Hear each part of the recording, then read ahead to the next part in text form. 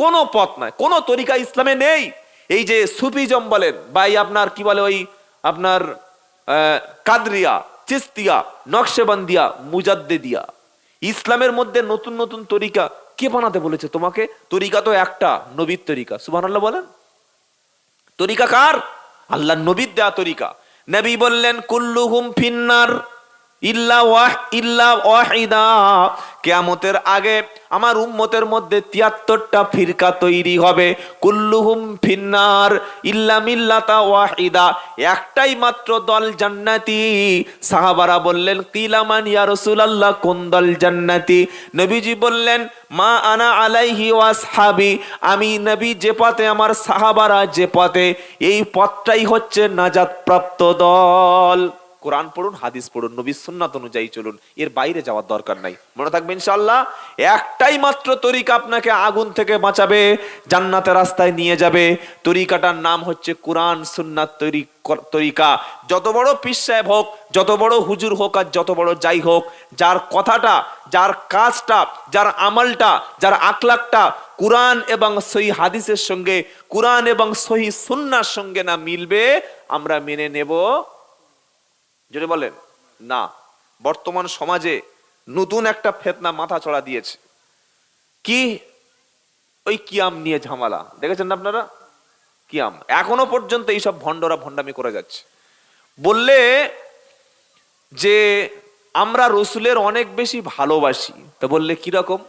বললে যখন এই প্রোগ্রাম জলসা শেষ হয়ে যাবে, সে সময় একবার ইয়া নবী সালামু আলাইকা,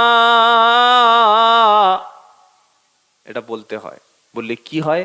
বললে রসুলের প্রতি মোহাব্বতটা বেড়ে যায়। সাহাবারা যে ভালোবেসেছিলেন, গোটা পৃথিবীর উম্মাত কেউ পারবে একজন সাহাবার মতো ভালোবাসতে? বলেন না। সেই সাহাবারা তো কখনো নবীর সামনে দাঁড়িয়ে, হযরত মুহাম্মদ সাল্লাল্লাহু আলাইহি ওয়াসাল্লামের সামনে দাঁড়িয়ে ইয়া নবী বলে ঠেলে ওঠেনি। তুমি কোথায় পেলে মৌলভী সাহেব? তুমি যদি বলো যে এটা আমার দলিল, দলিল তো কোরআন এবং সুন্নাহ, এর বাইরে কোনো দলিল নাই। তুমি আবার নতুন করে ইবাদত কেন বানালে? তোমার যদি ভালো লাগে তুমি সারা রাত বাড়ি গিয়ে দাঁড়িয়ে থাকো, কেউ তোমার নিষেধ করবে না। যারা বলছে যে কিছু মানুষ বিভ্রান্ত ছড়াচ্ছে, বলছে আমরা প্রকৃত আশেকে রসুল, আমরা রসুলকে ভালোবাসি, আর যারা ইয়া নবী সালামু আলাইকা বলে না, তারা রসুলকে ভালোবাসে না। রসুলের ভালোবাসতে হলে, ওহদে সাহাবারা মার খেয়েছে, তুমি কতবার মার খেয়েছো হুজুর সাহেব? তুমি নরম ভালোবাসা দেখাতে এসছো? বদরে গিয়ে সাহাবারা মার খেয়েছে, হুনাইনে মার খেয়েছে, খন্দকে মার খেয়েছে, নবীর সাথে জান মাল কুরবানি করে জীবন দিয়েছে, তাই তারা সাহাবা হয়েছে। তুমি তো জীবনে কখনো মার খাওনি। তুমি তো শবে বরাতে হালুয়া খাও, তুমি তো শবে বরাতে জিলাপি খাও, তোমার মুখের মধ্যে পান থাকে, গুটকা থাকে। আর সাহাবারা মার খেতে খেতে মুখ দিকে রক্ত বার হতো। কলেমা পড়ে সাহাবারা মার খেয়েছে, তুমি এই কলেমা মরা লোকের বাড়িতে পড়ে খেয়ে সেখান থেকে পেট ফুলিয়ে মিলাদ পড়ে চলে আসছো। তাদের কলেমার সঙ্গে তোমার কলেমার পার্থক্য আছে। কলেমা যখন প্রকৃত কোনো মানুষ পড়বে, মার খেতেই হবে। প্রকৃত কলেমা পড়েছেন মুসা আলাইহিস সালাম, ফেরাউনের কাছে মার খেয়েছে। প্রকৃত কলেমা পড়েছে মুহাম্মদ সাল্লাম, আবু জাহেলের হাতে নির্যাতিত হয়েছে। প্রকৃত কলেমা বলেছিল হযরতে ইব্রাহিম আলাইহিস সালাম, নমরুদের হাতে মার খেতে হয়েছে। প্রকৃত কলেমা পড়েছিল আম্বিয়া আলাইহিস সালাম, তাদের প্রত্যেককে শাস্তির মুখোমুখি হতে হয়েছে। ঈমান তো তারে বলে যে ঈমান যখন আমাদের মধ্যে থাকবে, আল্লাহ ছাড়া কারোর দেখে ভয় তৈরি হবে না, আল্লাহ ছাড়া কারোর কাছে মাথা নিচু হবে না, আল্লাহর আইন ছাড়া পৃথিবীর কোন তগুতের আইনের কাছে মাথা নিচু করব না, নবীর তরিকা ছাড়া কোন তরিকার আমি ধার ধারবো না। পৃথিবীর যত রকম ঐতিহ্য, পৃথিবীর যত ট্র্যাডিশন, পৃথিবীর যত রকম যাই হোক না কেন, আমি মুসলমান, ইসলাম আমার ধর্ম, ইসলাম আমার ধর্ম, মুসলিম আমার পরিচয়। ভারতবর্ষে বাস করি, আমরা গর্বিত, কিন্তু আমরা আল্লাহ পাকের যে প্রকৃত দিন ইসলাম, সেটাকে অক্ষরে অক্ষরে পালন করব। নবীর সুন্নাতটা অক্ষরে পালন করব। নবীর সুন্নাত তোমার মধ্যে নাই, ওই মোহাব্বতটা মাঝে মাঝে ঠেলে ওঠে জলসার মাঝখানে আসলে ইয়া নবী সালামু আলাইকা বলে। কখনো তো তুমি বিবি বাচ্চা নিয়ে বাড়িতে মশারি ছিঁড়ে একবার ইয়া নবী বলে ঠেলে উঠোনি? উঠে যাও? যে বিবিকে নিয়ে রাত 12টার সময় চলো বিবি ইয়া নবী বলে মুশারি ছেড়ে দাঁড়িয়ে গেছে? কোনোদিন তো হয়নি। চায়ের দোকানে চা খেতে খেতে ইয়া নবী বলে কখনো তো কোনোদিন দাঁড়াওনি? দাঁড়িয়েছো? দাঁড়াওনি। তাহলে এখানে আসলে মহব্বতে তো জেগে উঠছে কেন? মহব্বত কেমন জেগে উঠেছে ফিলিস্তিনে যাও, যাও। ইহুদি ইসরায়েল 10 লক্ষ মুসলমানদেরকে তারা বাস্তুচ্যুত করে দিয়েছে, 50,000 নিরীহ ব্যক্তিকে হত্যা করেছে। আজকের আমেরিকা আমাদের সভ্যতা শেখায়, ইউরোপ বলে আমরা সভ্য জাতি, আমেরিকা বলে সভ্য জাতি।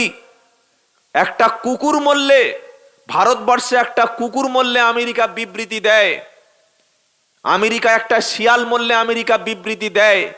আজকের ফিলিস্তিনের মতো একটা ছোট্ট দেশ, যেখানে মুসা আলাইহিস সালাম শুয়ে আছে, যে জায়গায় সমস্ত আম্বিয়া আলাইহিস সালামের কদম পড়েছে, যে জায়গায় আল্লাহর নবী মিয়ারাজের যে রাত্রে তিনি সেই জায়গায় এসেছিলেন, এই বাইতুল মুকদ্দাসের মতো পবিত্র জায়গাটা ইহুদিরা কবজা করে রেখেছে, নিজের হাতের মধ্যে রেখেছে। তুমি ইয়া নবী সালামু আলাইকা বলে রসুলের প্রমাণ করছো, যাও কাল ফিলিস্তিনে গিয়ে লড়াই করো, যাও, ক্ষমতা আছে। ও মানে যেটা সহজ সেই কাজটা তুমি করবে, তাই তো? সুতরাং এই ইয়া নবী সালামু আলাইকা নিয়ে আজ মুসলমানদের মধ্যে ইখতিলাফ চরম আকার ধারণ করেছে। সাহাবারা যেটা করেনি, নবী সাল্লাল্লাহু আলাইহি ওয়াসাল্লাম যেটা করতে বলেননি, সেটা শরীয়তে কোনো দলিল, জোরে বলেন, নয়। কেউ যদি আমল করে, কেউ বলে আমার পীর সাহেব করেছে, হ্যাঁ তোমার পীর সাহেব করতে পারে, কোন পীরের কোন আমল সেটা দলিল না। কথা বুঝতে পেরেছেন? কোন পীর সাহেবের কোন পার্সোনাল আমল সেটা কোনোদিন শরীয়তের দলিল নয়। আপনাকে প্রথম যেটা করতে হবে ঈমান, লা ইলাহা বলেন ইল্লাল্লাহ। এই এত বড় ঈমানের এত দাম, কিয়ামতের দিন গোটা পৃথিবী পরিমাণ সোনাও যদি কেউ আল্লাহর সামনে দিয়ে দেয়, দুনিয়ায় যদি অন্তরের সঙ্গে মুখ দিয়ে ইখলাসের সঙ্গে কেউ যদি ঈমান আনে, আর ঈমান অবস্থায় যদি আল্লাহর কাছে যায়, যদি শিরক না করে মারা যায়, এই ঈমানদার ব্যক্তির পাপকে আল্লাহ ক্ষমা করে জান্নাত দিয়ে দেবে। বলুন সুবহানাল্লাহ। আর যদি কেউ ঈমান না আনে, ইন্নাল্লাযীনা কাফারু ওয়া মাতু ওয়া হুম কুফফারুন ফালাই ইকবালা মিন আহাদিহিম মিলউলিল আরদি দাগাবাও ওয়ালা ইফতাদা বিহি উলাইকা আতাদনা লাহুম আযাবান আলীমা। 3 পারা 20 পৃষ্ঠা 13, 14 নম্বর, 15 নম্বর লাইনের 91 নম্বর আয়াত, সূরার নাম সূরা আল ইমরান। আল্লাহ পাক শুনিয়ে দিচ্ছে, যারা কুফরি করেছে, মহান পরাক্রমশালী আল্লাহর উপরে বিশ্বাস করেনি, আল্লাহর কিতাবের উপরে ঈমান আনেনি, মরার সময় কুফরি করে মরেছে, কিয়ামতের দিনে এই সমস্ত আল্লাহদ্রোহী ব্যক্তিগুলি যদি পৃথিবী পরিমাণ স্বর্ণ দান করে, ফালাই ইকবালা মিনহু, আল্লাহ বলছে কখনো না, কখনো না। ঈমানের পরিবর্তে কুফরি হয়ে মরে কবরে গেলে পৃথিবী পরিমাণ স্বর্ণ আমি আল্লাহ গ্রহণ করব না। কথা মনে থাকবে? কত বড় ঈমানের দাম, কত বড় যে মূল্যবান জিনিস আপনি এনেছেন ঈমান। এই ঈমানকে বাঁচানোর জন্য 5 ওয়াক্ত সালাত, 5 ওয়াক্ত নামাজ। ঈমান ছাড়া, নামাজ ছাড়া ঈমান বাঁচানো সম্ভব যদি বলে না। আজ মুসলমানের দুটো যুক্তি আছে, কি জানেন? এক, বললে আমি নামাজ না পড়লে কি হবে, ঈমান ঠিক আছে, অধিকাংশ মানুষ বলে। আর মায়েদের একটা যুক্তি, বললে মনের পর্দা সবচাইতে বড় পর্দা। বুঝতে পারছেন না? মনের পর্দা সবচাইতে বড় পর্দা, এটা শয়তানের শেখানো বুলি। নামাজ নাই ঈমান আছে, এটা যেমন শয়তান শিখিয়ে দিয়েছে, আর মনের পর্দা বড় পর্দা এটাও শয়তান শিখিয়ে দিয়েছে। তাই কিছু সুন্নি আছে, বেদাতি পীর আছে, তাদের দরবারে দেখবেন পর্দা লাগে না। দেখেছেন না? পাথর চাপড়ি আছে আপনাদের বীরভূমে, আছে না? আমাদের ঘুঁটিয়ারি আছে 24 পরগনায়, হাড়োয়ায় গোরা চাঁদ আছে, আর আজমিরে ওই ভণ্ডামি আছে। সেখানে নারী পুরুষ মিলেমিশে একাকার জিকির করছে। পুরুষ পীর, নারীরা এসে পীর সাহেবের পা হাত দিয়ে পা টিপছে, আরো কত কি টিপছে আল্লাহ জানে। কি বুঝলেন? পীর সাহেব পা লম্বা করে দিয়েছে, নারী এসে খেদমত করছে, স্বামী এসে পীরের কাছে স্ত্রীকে ছেড়ে দিচ্ছে, বলছে কেন? বলছে বাবা 10 বছর বিয়ে করেছি, বাচ্চা হয় না, বাবা বাবা একটা বাচ্চার ব্যবস্থা করুন। তো হারামি, তুই বিয়ে করেছিস 10 বছর, বিয়ে করে বাচ্চা যদি না হয় তার জন্য মেডিকেল টেস্ট করা, তার জন্য কোথায় দুর্বলতা আছে ডাক্তার দেখা, পীর সাহেব বাচ্চা দিয়ে দেবে? হ্যাঁ, তাহলে পীর সাহেবের ছোঁয়া লেগে বাচ্চা হয় না স্বামীর ছোঁয়া লেগে বাচ্চা হয়? কথা বলে না। কার ছোঁয়া লেগে বাচ্চা হয়? স্বামীর ছোঁয়া। এ বলছে পীরের কাছে 1 সপ্তাহ থাকলে বাচ্চা হয়। আপনি আমার গাড়িতে চলুন, আমি ঘুটিয়ারি কালকে আপনাকে নিয়ে যাব। আবার তারা শরীফ বানিয়েছে, ঘুটিয়ারি নাকি আবার শরীফ। শরীফ তো 4টি, 1 মক্কা শরীফ, 2 মদিনা শরীফ, 3 কুরআন শরীফ, 4 যদিও কুরআন মাজিদ, যদি আমরা বলি তো কোরআনই শরীফ, এর বেশি নয়, 4 হাদিস শরীফ। এর বাইরে পৃথিবীতে কোন শরীফ, আসতে বললেন কেন, নেই। মাজার শরীফ হবে কেন? মাজার তো কবর।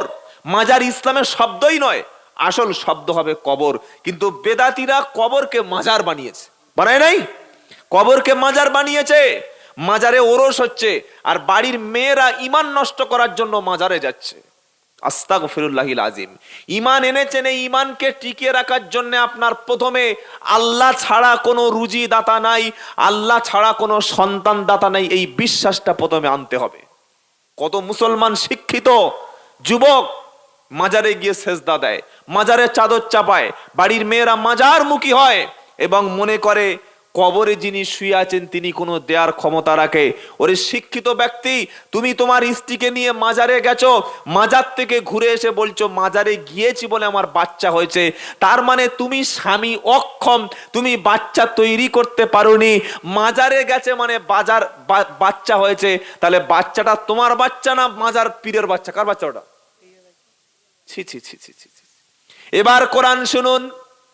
হযরত জাকারিয়া আলাইহিস সালাম বৃদ্ধ হয়ে গেল, 83 বছর বয়স হয়ে গেল, কোনো বাচ্চা নাই, মাজারে যায় নাই, কোনো পীরের কাছে মান্নত করে নাই। তিনি দোয়া করলেন, হুনালিকা দাআ জাকারিয়া রাব্বা ক্বালা রাব্বি হাবলি মিন লাদুনকা যুররিয়াতান তাইয়্যিবা ইন্নাকা সামিউদ দুআ। আল্লাহু আকবার। 3য় পারা সূরা আল ইমরানের 38 নম্বর আয়াতে প্রথম লাইনেতে জাকারিয়া আলাইহিস সালাম বৃদ্ধ মানুষ দোয়া করে বলল, রব্বানা আমাকে একটা নেককার পবিত্র সন্তান দান করুন। যেহেতু দোয়া আপনি শ্রবণ করেন, আমাদের ফরিয়াদ, দোয়া, মুনাজাত, চাওয়া পাওয়া কে শোনেন? জোরে বলেন। কবরে যিনি শুয়ে আছেন তার শোনার কোনো ক্ষমতা? জোরে বলেন। কোরআন বলছে, ইন তাদউ লা ইয়াসমাউ দুআউকুম ওয়ালাউ সামিউ মাস্তাজাবু লাকুম। যদি তোমরা আল্লাহ ছেড়ে অন্য কবরের কাছে চাও, খাজার কাছে চাও, পাথর চাবড়ি চাও, ঘুটিয়ারি চাও, গোরাচাঁদ পীরের কাছে, কবরবাসীর কাছে যদি তোমরা চাও, লা তাসমাউ দুআউকুম, তোমাদের দোয়া তারা কখনো শোনে? জোরে বলেন।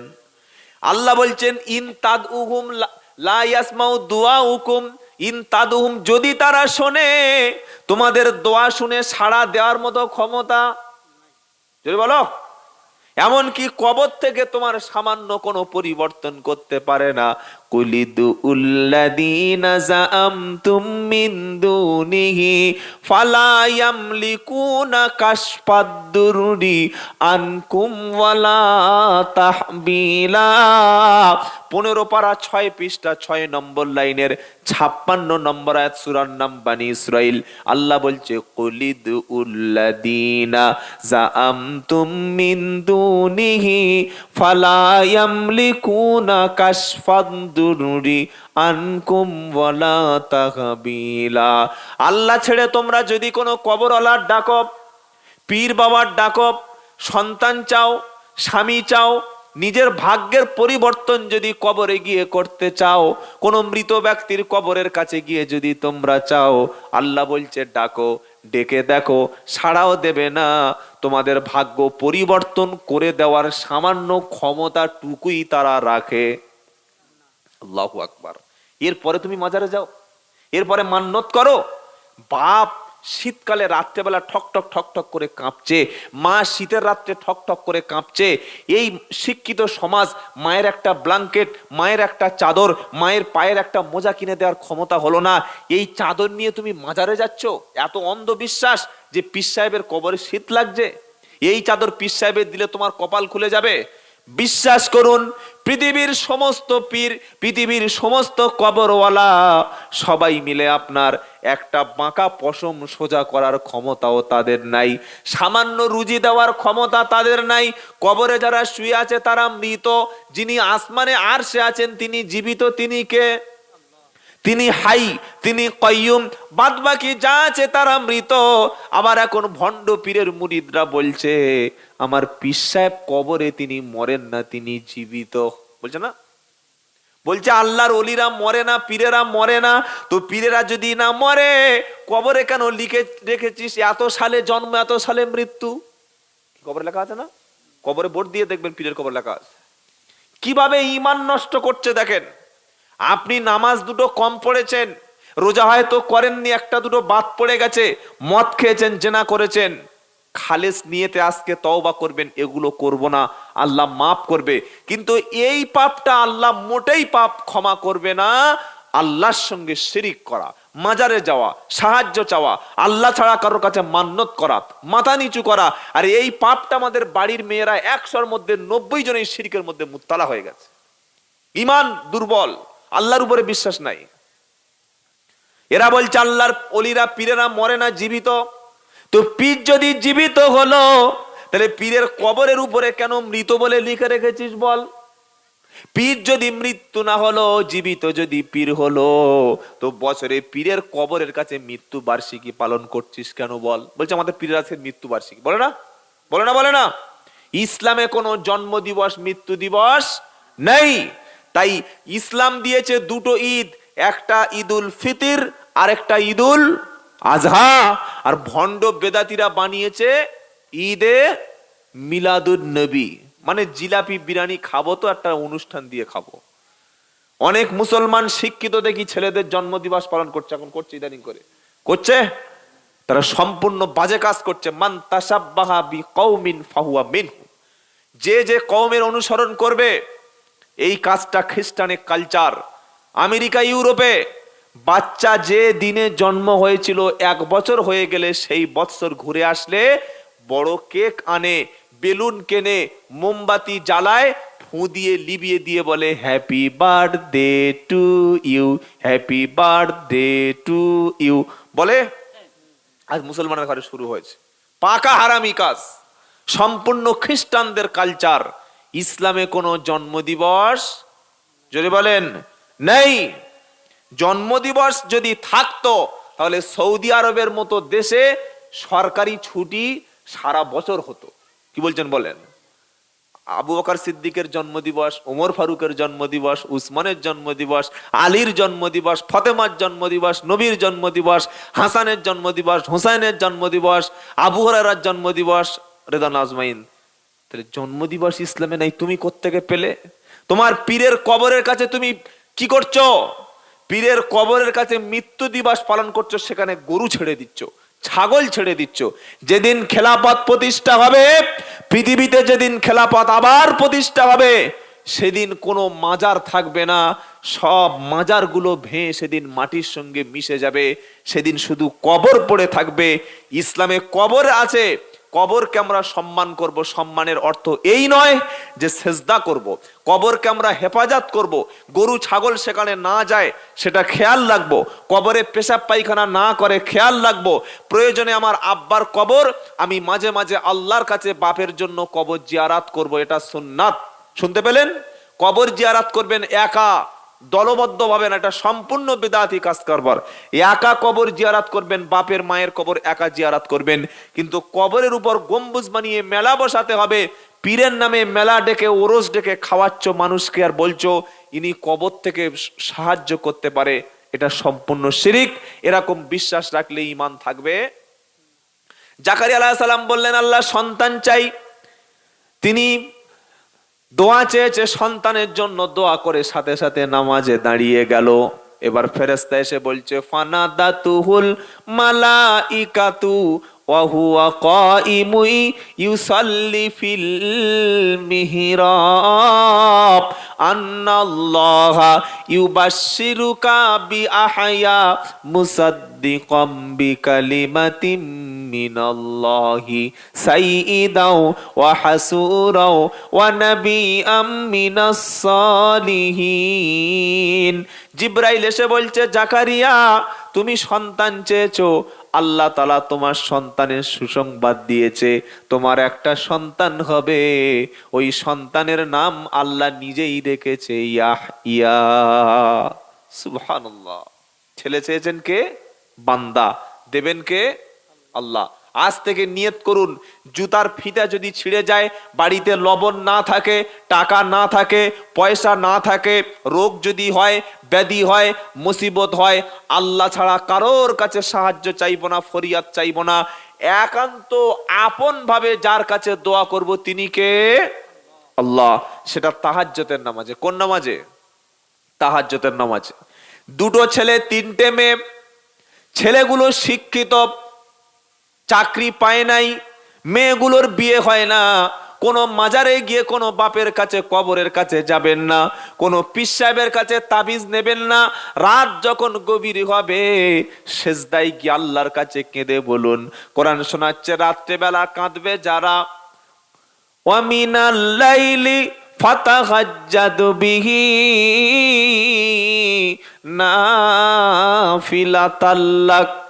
15 পারা 8 পৃষ্ঠা 13 নম্বর লাইনের 78 নম্বর আয়াত, সূরার নাম সূরা বানী ইসরাইল। আল্লাহ পাক শোনাচ্ছে বান্দারে তাহাজ্জুদের নামাজকে তোমার জন্য নফল বানিয়ে দিলাম।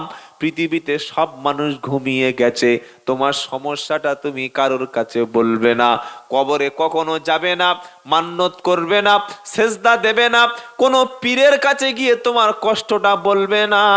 রাত যখন গভীর হবে আমি আল্লাহ আরশ থেকে প্রথম আসমানে নেমে আসি, তোমার দুঃখ কষ্ট যন্ত্রণা, তোমার সংসারের অভাবটা, তোমার বাড়ির সমস্যাটা তুমি একান্তে আল্লাহর কাছে বলো, আমি আল্লাহ তোমার ডাকে সাড়া দেব।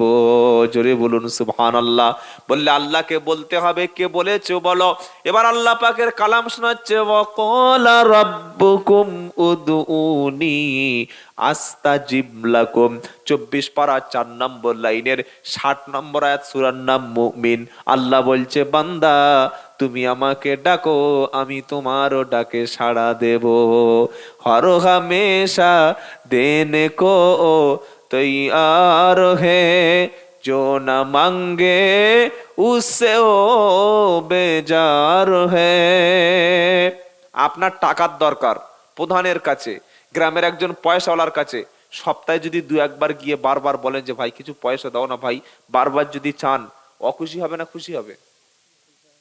তুই এতবার বলছিস ক টাকা দেবো বলবে।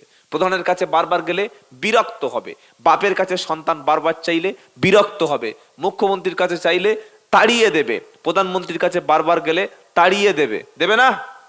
কিন্তু একমাত্র আমার আল্লাহ এক্সেপশন, ব্যতিক্রম। বান্দা না চাইলে আল্লাহ অখুশি হয়, আর চাইলে আল্লাহ বেশি খুশি হয়। সুবহানাল্লাহ। কি আল্লাহ আমরা পেয়েছি, যার কাছে কি নাই, কি নাই বলুন তো, কি নাই? কুকুরের যে বিশ্বাস আছে এ কিনা আছে, মুসলমানের সেই বিশ্বাস নাই। কুকুরের 8টা 10টা বাচ্চা হয়, 6টা 4টে বাচ্চা হয়। কোন দিন দেখেছেন কোন কুকুর মাজার কাছে গিয়ে ঘুরছে? কোন শুকর গিয়ে ঘুরছে? তারা আল্লাহর কাছে সহযোগিতা, আল্লাহ তাসবিহ পড়ে, আল্লাহ তাদের বাচ্চা দেয়, আল্লাহ তাদের রিজিক দেয়। মুসলমানের এই বিশ্বাসটুকু নাই। প্রত্যেকটা মাজারের সামনে দেখবেন 8 জন 10 জন ভিক্ষুক বসে ভিক্ষা করে। করছে না? করে না? কারোর হাত নাই, কারোর পা নাই, আছে না? কারোর চোখ অন্ধ, কারোর বধির, কেউ খোঁড়া হ্যান্ডিক্যাপ, হাতে একটা ছোট প্লেট নিয়ে বাবা কিছু ভিক্ষা দাও, বাবা কিছু ভিক্ষা দাও। 5 বছর 8 বছর 10 বছর বসে ভিক্ষা করছে। তাদের বিশ্বাস যে আমরা জীবিত লোক যাদের পয়সা আছে তাদের কাছে চাইলে হয়তো কিছু দিতে পারে। কবরের 100 মিটারের মধ্যে, 50 মিটারের মধ্যে, 10 মিটারের মধ্যে এত বড় পীর শুয়ে আছে, তিনি আমাকে দেওয়ার কোনো ক্ষমতা রাখে না, এই বিশ্বাসটা ভিক্ষুকের আছে, অথচ মুসলমানদের নেই। ভিক্ষুক জানে যে যারা এসছে এরা মূর্খ, এরা অশিক্ষিত, লেখাপড়া জানলে কি হবে, এদের বোধ নাই, বুদ্ধি নাই, কমন সেন্স নাই। আমরা চাইছি জীবিত লোকের কাছে, আরে যদি তিনি কবর থেকে দিতে পারতেন তাহলে আমরা তো কবরওয়ালার কাছে ডাইরেক্ট গিয়ে চাইতে পারতাম। তিনি দিতে পারে না, দিতে পারলে আর মাজারের পাশে কোনো ভিক্ষুক থাকতো? জোরে বলেন না। আজ থেকে ঠিক করে নিন, ঈমান এনেছেন আল্লাহর প্রতি, এই ঈমানের মধ্যে যেন শিরিক মিশ্রিত কোনো ইবাদত না থাকে। আল্লাহ বলছেন যদি তোমরা আমার সঙ্গে কিয়ামতের দিন দেখা করতে চাও, দুটি কাজ করো। কটা কাজ? ফামান কানা ইয়ারজু লিকা রাব্বিহি ফালইয়ামাল আমালান সলিহা ওয়ালা ইশরিকু বিইবাদাতি রাব্বিহি আহাদা। আল্লাহ পাক শোনাচ্ছে, আল্লাহর সঙ্গে যদি তোমরা দেখা করতে চাও, দুটি কাজ করো।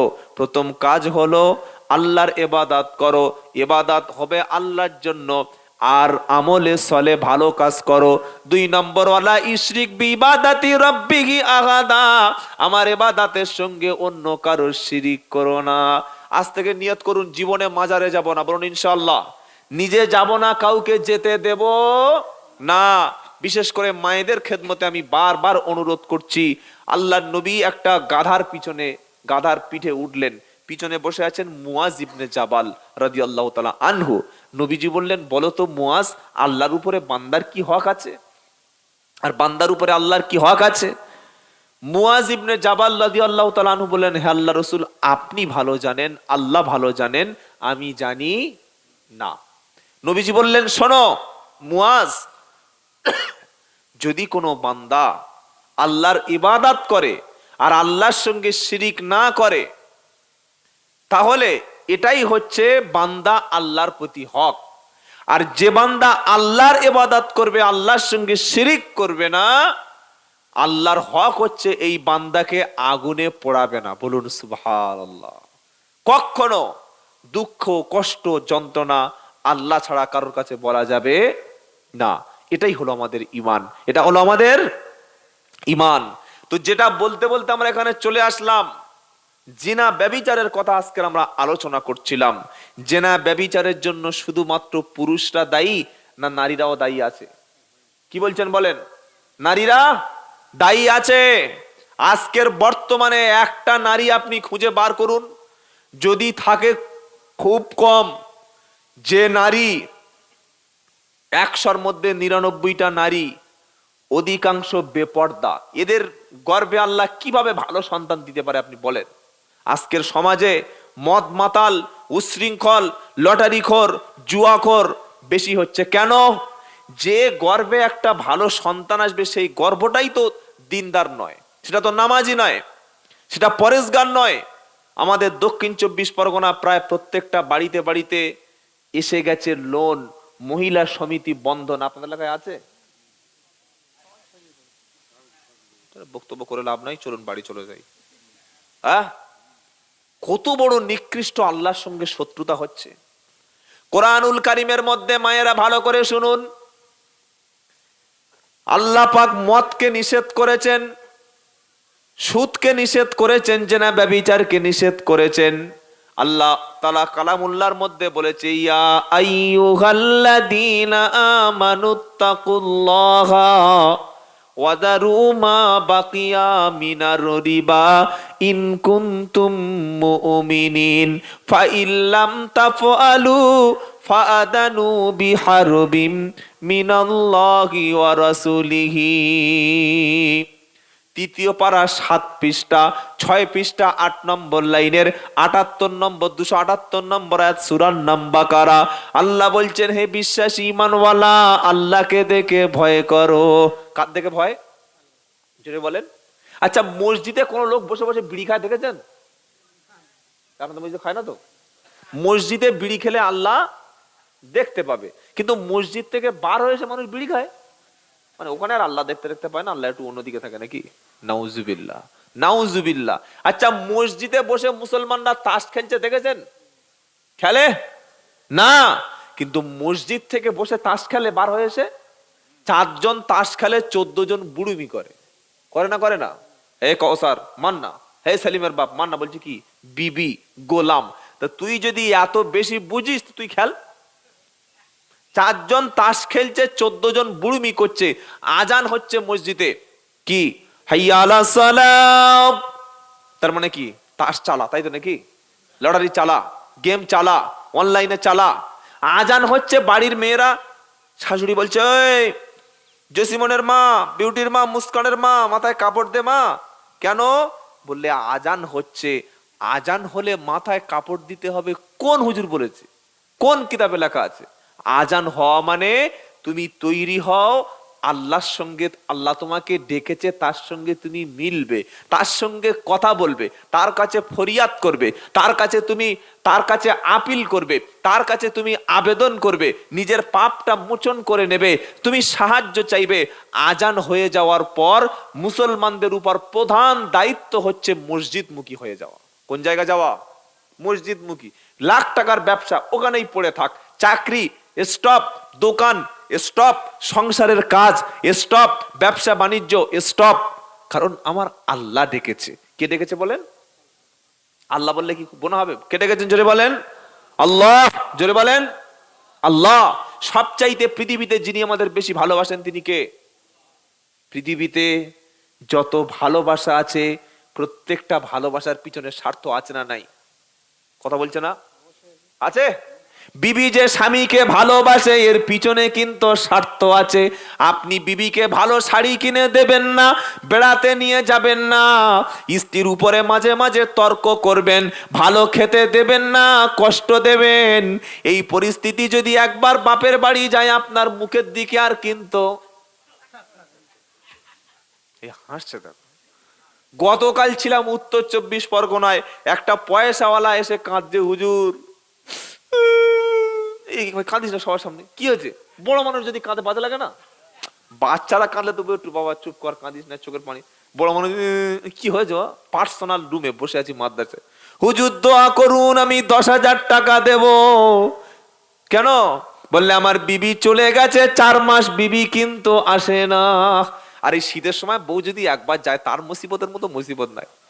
কি বুঝলেন বলেন? হ্যাঁ, যারা বিয়ে করেনি এরা বুঝবে কি করে? এরা বুঝবে না। রসগোল্লা কি জিনিস, যে মাল খেয়েছে সে জানে। বুঝতে পেরেছেন? তাই মেয়েদের স্বামীদের বলি, ভাই বউর গায়ে হাত দিস না ভাই, ও বড় মূল্যবান জিনিস, বড় মূল্যবান। ও যদি সোজা হয়ে চলে তাহলে তোমার কপাল খারাপ, আর ওর স্টিয়ারিং যদি একবার রাস্তার নিচে নামে না, তোমার জীবন হেল করে দেবে। কি বুঝলেন? দামি গাড়ি কিনেছেন, গাড়ির মধ্যে এসি আছে, দামি সিট আছে, সিট বেল্ট নিয়ে বসে একদম ইচ্ছা মতো চালাবেন। বাম্পার আসলে কি জোরে চালাবেন না আস্তে? আস্তে চালাবেন। খারাপ রাস্তায় আস্তে যাবেন। সামনে ট্রাফিক জ্যাম থাকলে ডিস্টেন্স বজায় রাখবেন, তবে গাড়ি ভালো থাকবে, শরীর ভালো থাকবে। বিবিটা হচ্ছে আপনার সবচাইতে বড় একটা গাড়ি, এটা জান্নাতে যাওয়ার গাড়ি, হারামের দিকে নিয়ে যাবেন না।